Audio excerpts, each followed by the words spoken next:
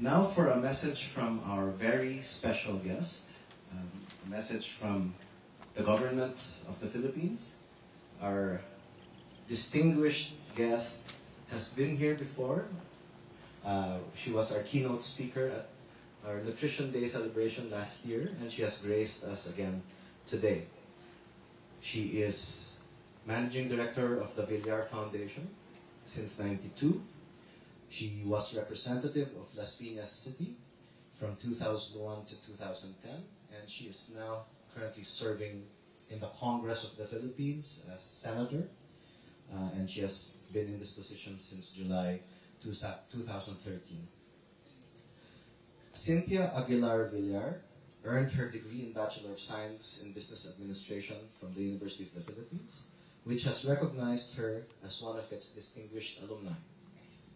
She completed her Master's in Business Administration at the New York University. And amidst all her achievements and awards, she still considers her family her most cherished treasures and her 3 well-raised children as her glory.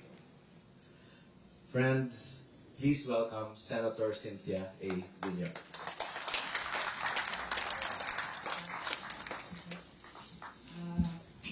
A very pleasant good afternoon to all of you. I'm here in behalf of, I guess, the Department of Agriculture, because I am the chairman of the Senate Committee on Agriculture and Food. And I'm very interested in everything that's happening about agriculture.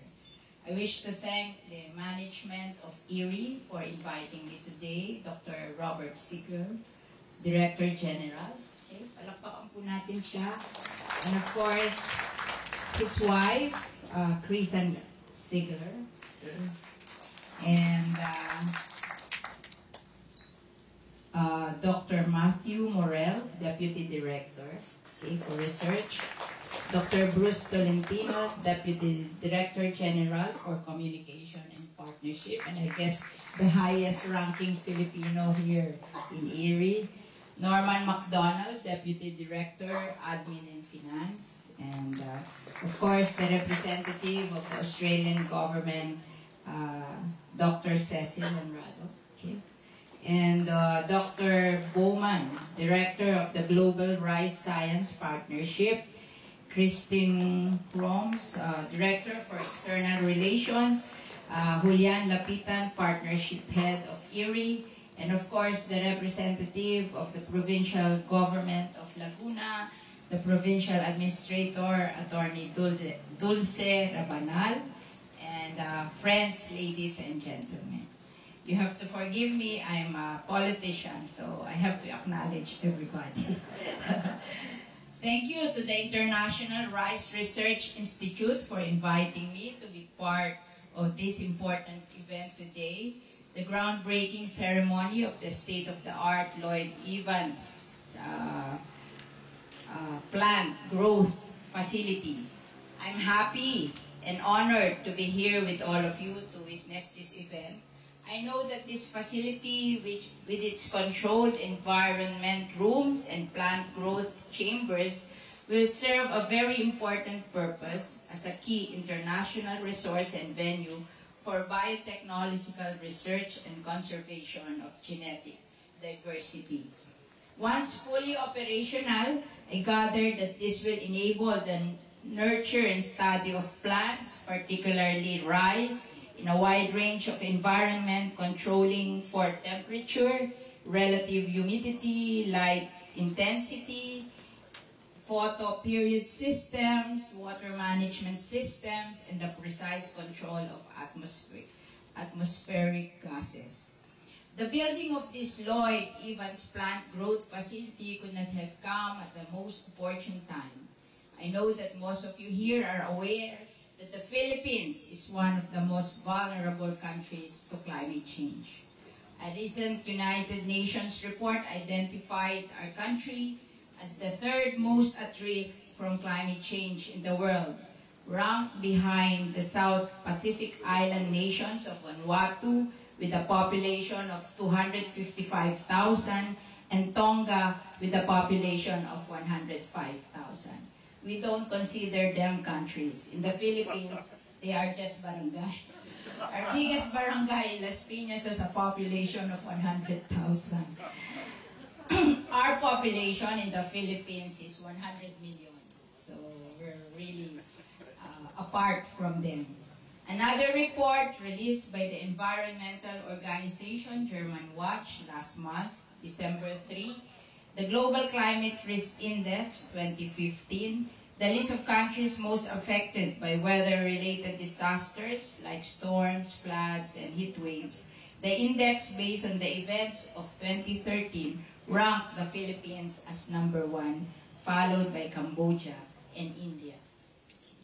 Problems due to climate change are realities that we Filipinos have been facing, particularly in recent years when extreme weather conditions such as super typhoons, typhoon surge, massive flooding, El Nino, La Nina phenomenon, among others, have been causing death and destruction in our country.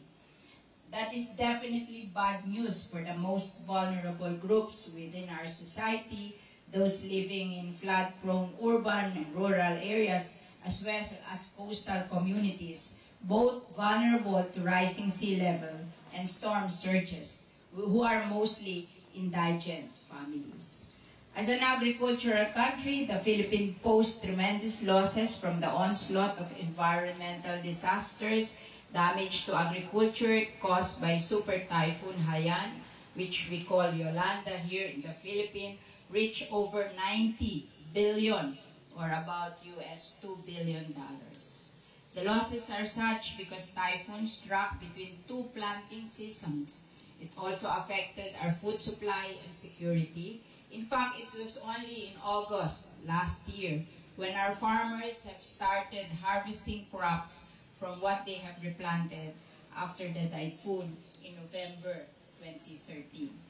So, facilities that offers us a chance to nurture and study plants, particularly rice, in a controlled environment is definitely very relevant and useful to us, especially now that many experts cite that the ill effects of climate change is here to stay. We definitely need to developing coping mechanisms in the form of new concepts and technologies. So this latest facility here at Erie is very much a welcome development. I'm looking forward to what it can develop that will help sustain rice production even during very difficult climate conditions. I do not need to emphasize that rice is our staple food, that it will be good news to the 94.7% of Filipino households who consume rice.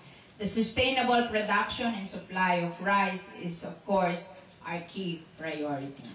I believe that research and development as well as the technological innovation is important in further growing and developing the country's agriculture sector. We have reviewed the slow implementation of the Agriculture and Fisheries Modernization Act, or AFMA, or RA 8435, which calls for the allocation of at least 20 billion a year for agriculture modernization related programs and projects.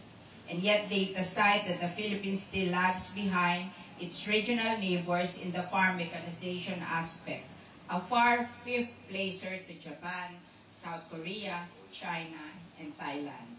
The implementing rules and regulations for Republic Act 10601, or the Agriculture and Fisheries Mechanization Law, or AFMEC, is already completed.